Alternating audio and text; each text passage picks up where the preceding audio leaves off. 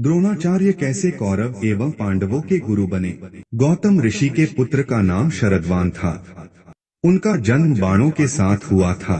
उन्हें वेदाभ्यास में जरा भी रुचि नहीं थी और धनुर्विद्या से उन्हें अत्यधिक लगाव था। वे धनुर्विद्या में इतने निपुण हो गए कि देवराज इंद्र उनसे भयभीत रहने लगे। इंद्र ने उन्हें साधना से भटकने के लिए नामपदी नामक एक देवकन्या को उनके पास भेज दिया। उस देवकन्या के सौंदर्य के प्रभाव से कृप नामक बालक उत्पन्न हुआ और दूसरे भाग से कृपी नामक कन्या उत्पन्न हुई। कृप भी धनुर्विद्या में अपने पिता के समान ही पारंगत हुए।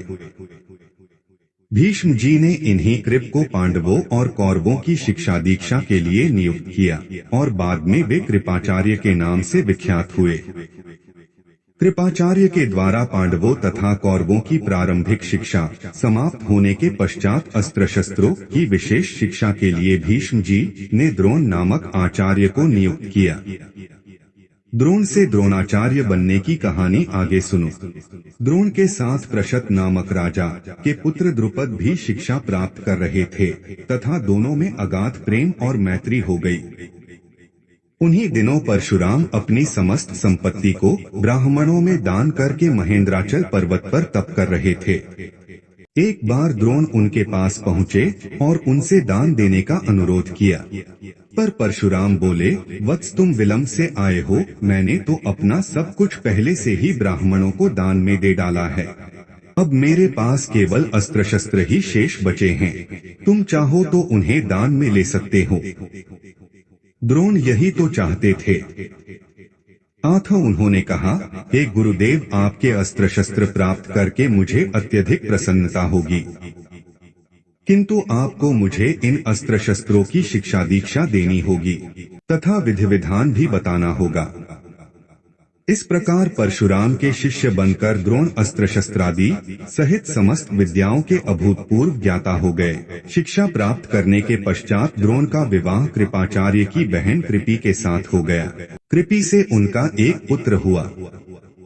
उनके उस पुत्र के मुख से जन्म के समय अश्व की ध्वनि निकली, इसलिए उसका नाम अश्वत्थामा रखा गया। द्रोण को किसी प्रकार का राजाश्रय प्राप्त न होने के कारण द्रोण अपनी पत्नी कृपी तथा पुत्र अश्वत्थामा के साथ निर्धनता के साथ रह रहे थे। एक दिन उनका पुत्र अश्वत्थामा दूध पीने के लिए मचल उठा, किंतु अपनी निर्धनता के कारण द्रोण पुत्र के लिए गाय के दूध की व्यवस्था न कर सके। अकस्मात उन्हें अपने बाल्यकाल के मित्र राजा द्रुपद का स्मरण हो आया, जो कि पांचाल देश के नरेश बन चुके थे। द्रोण ने द्रुपद के पास जाकर कहा, मित्र, मैं तुम्हारा सहपाठी रह चुका हूँ। मुझे दूध के लिए एक गाय की आवश्यकता है और तुमसे सहायता प्राप्त करने की अभिलाषा लेकर मैं तुम्हारे पास आया हूँ। इस पर द्रुपद अपनी पुरानी मित्रता को भूलकर तथा स्वयं के नरेश होने के अहंकार के वश में आकर द्रोण पर बिगड़ उठे और कहा, तुम्हें मुझको अपना मित्र बताते हुए लज्जा नहीं आती? मित्रता केवल समान वर्ग के लोगों में होती है, तुम जैसे निर्धन और मुझ जैसे राजा में नहीं। अपमानित होकर द्रोण वहां से लौट आए और कृपाचार्य के घर गुप्त रूप से रहने लगे। वहीं सभी राजकुमार शिक्षा लेते थे। एक दिन युधिष्ठिर आदि राजकुमार जब गेंद खेल रहे थे, अचानक उनकी गेंद एक कुएं में जा गिरी। उधर से गुजरते हुए द्रोण से राजकुमारों ने गेंद को कुएं से निकालने लिए सहायता मांगी। द्रोण ने कहा, यदि तुम लोग मेरे तथा मेरे परिवार के लिए भोजन का प्रबंध करो तो मैं तुम्हारी गेंद निकाल दूंगा। युधिष्ठिर बोले, देव, यदि हमारे पितामह चाहेंगे तो आप सदा के लिए भोजन पा सकेंगे। द्रोणाचार्य ने तत्काल एक मुट्ठी सींक लेकर उसे मंत्र से अभिमंत्रित किया और एक सींक से गेंद को छेदा, फिर दूसरे सींक से गेंद में फंसे सींक को छेदा। इस प्रकार सींक से सींक को छेदते हुए गेंद को कुएं से निकाल दिया।